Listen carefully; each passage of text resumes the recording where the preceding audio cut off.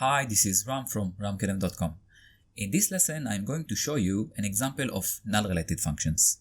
In previous lessons, we learned that null value indicates an empty, unavailable, or unassigned value. We said that this value does not equal 0 or space. Null simply means field with no value.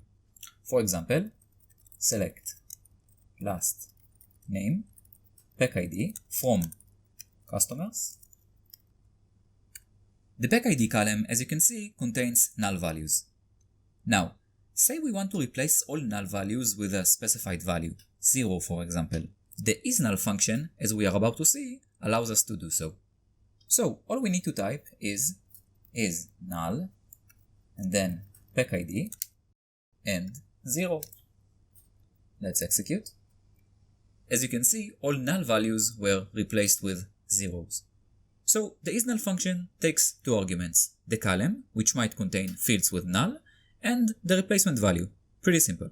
Now let's try to use the ISNULL function to replace all null values with the string not available. So let's type ISNULL pack ID and not available. Let's try to execute. And this time we are getting an error. Conversion failed when converting the varchar value not available to data type int. When we are using the ISNULL function, both values must be of the same type.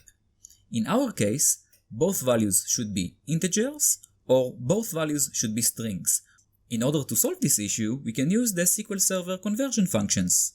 We can say cast pack ID as varchar.